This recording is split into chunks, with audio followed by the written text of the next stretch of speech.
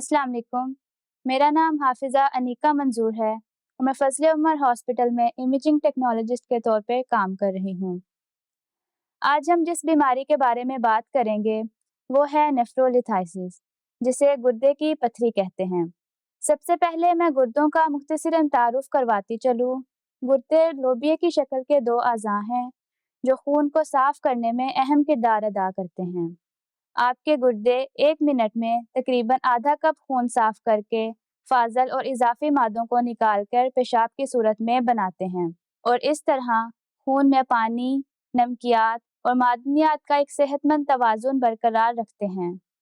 अगर यह तवाज़ुन बरकरार ना रहे, तो गुर्दों समेत जिस्म के मुख्तलिफ अज़ा मामूल के मुताबिक काम नहीं कर सकते और इंसान बहुत सी बीमारियों का शिकार हो जाता है, जिनमें से एक बीमारी है गुर्दे की पथरी।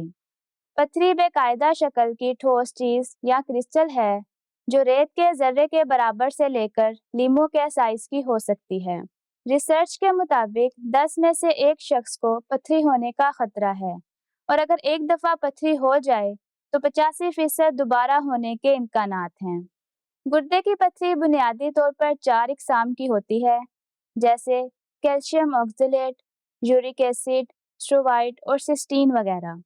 अगर हम वजूहात के बारे में बात करें, तो गुर्दे की पथरी उस वक्त बनती है जब पेशाब में पानी या फ्लूइड की कमी हो जाए और क्रिस्टल बनाने वाले मादे ज़्यादा पाए जाएं, जैसे कैल्शियम ऑक्सलेट और यूरिक एसिड वगैरह। जब पानी या फ्लूइड की मिकदार कम होती है, तो क्रिस्टल्स आपस में जुड़ जाते हैं, जिसके नतीजा में पथरी बनती है। गुर्दे में सबसे ज़्यादा पाई जाने वाली पथरी कैल्शियम ऑक्सलेट की होती है। ऑक्सलेट एक ऐसा मादा है जो जिगर के ज़रिए जिस्म में बनता है या मुख्तलिफ फलों और सब्जियों के ज़रिए जिस्म जज़्ब करता है, जैसे आलू, पालक, बैंगन और चुकंदर वगैरह। यहाँ मैं एक चीज़ वाज़ेह करती चलूँ कि इस पथरी में ऑक्सलेट ज़्यादा किरदार अदा करता है, यानी अगर आपके जिस्म में कैल्शियम के मुतवाज़न मिकदार शामिल है, लेकिन ऑक्सलेट ज़्यादा तादाद में ले रहे हैं, तब भी अब पथरी होने के खदशात हैं।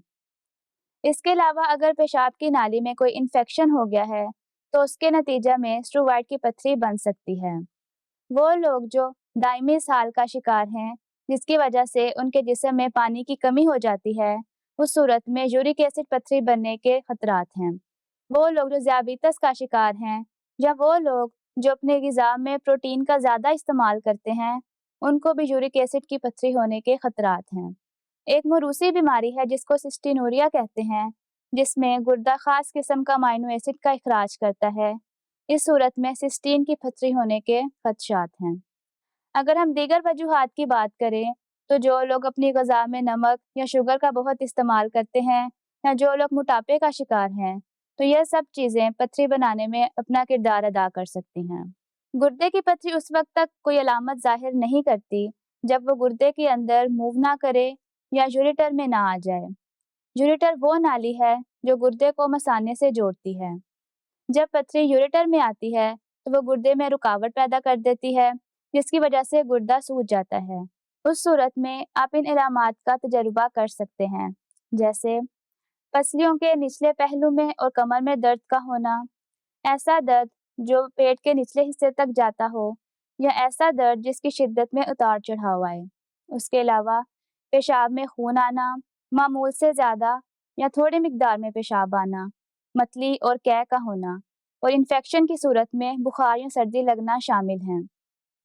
अगर आप इन अलामात का तजर्बा कर रहे हैं, तो आपको चाहिए कि आप फौरी तौर पर डॉक्टर को चेक करवाएं, ताकि आपकी पथरी की बरवक्त तशख़ीस हो सके। गुर्दे की पथरी की तशख़ीस मुख्तलिफ तरीक़ों से हो सकती है। सबसे पहले तो डॉक्टर आपकी मेडिकल हिस्ट्री लेंगे, उसके अलावा आपकी इलामात का तज्ज़िया करेंगे।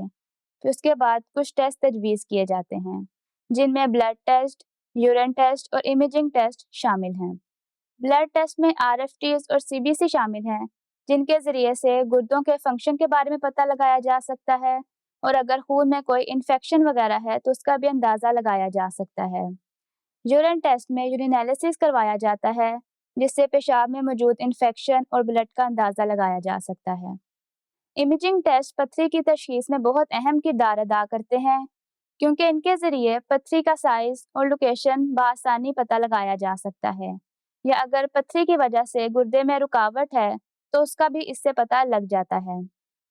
इमेजिंग टेस्ट में एक्स-रेज़, सीटी स्कैन और अल्ट्रासाउंड शामिल हैं। किसी भी बीमारी का इलाज उसकी बरवक्त तशख़ीस पर मुनहसिर है। तो इसी तरह अगर पथरी की बरवक्त तशख़ीस हो जाए, तो उसका इलाज आसान है। छोटी पथरियाँ अमूमन ज़्यादा पानी पीने से खुद ही जिस्म से निकल जाती हैं। इसके अलावा कुछ अद्वियात दी जाती हैं, जिनसे पथरियाँ घुलकर खुद ही निकल जाती हैं। बाज़ औक़ात अगर पथरी का साइज़ बड़ा है या यूरेटर में फंस गई है, तो बाज़ ऐसे प्रोसीजर्स किए जाते हैं जिनसे पथरी का इलाज होता है। उन प्रोसीजर्स में यूरेट्रोस्कोपी, सिस्टोस्कोपी, शॉक वेव लिथोट्रिप्सी और परक्यूटेनियस नेफ्रोलिथोटमी शामिल हैं। वैसे तो साइंस ने बहुत तरक्की कर ली है, तकरीबन हर मर्ज़ का इलाज मौजूद है, लेकिन हमें चाहिए कि हम एहतियात से काम लें। एहतियात में सबसे पहले हमें ज़्यादा से ज़्यादा पानी पीना चाहिए। एक दिन में तकरीबन 8 गिलास पानी पीना चाहिए, क्योंकि अगर हम बाकी सब ग़िज़ाएँ मुतवाज़िन तौर पर ले भी रहे हैं, लेकिन जिस्म में पानी की कमी है, तब भी पथरी होने का खतरा है। उसके अलावा हमें चाहिए कि हम अपनी ग़िज़ा में नमक और शुगर का कम इस्तेमाल करें। इसके अलावा ऐसे फल और सब्जियां खानी चाहिए जिनमें ऑक्ज़ेलेट की मिकदार कम होती है, जैसे केला, पपीता और सब्जियों में बंद गोभी और शिमला मिर्च वगैरह। आजकल सॉफ्ट ड्रिंक्स का काफ़ी रिवाज है, तो हमें चाहिए कि उनसे परहेज़ करें और फलों का जूस इस्तेमाल करें। कुछ लोग विटामिन सी सप्लीमेंट्स ले रहे हैं, तो उनका ज़्यादा इस्तेमाल भी खतरे का बाइस हो सकता है। आखिर में मैं यही कहना चाहूँगी कि अपनी सेहत का ज़्यादा से ज़्यादा ख़्याल रखें, क्योंकि सेहत खुदा ताला की बहुत बड़ी नेमत है। तो इस नेमत का ख़्याल रखने के लिए अपनी ज़िंदगी में तवाज़ुन पैदा करें और एहतियाती तदाबीर पर अमल करें, क्योंकि एहतियात इलाज से बेहतर है।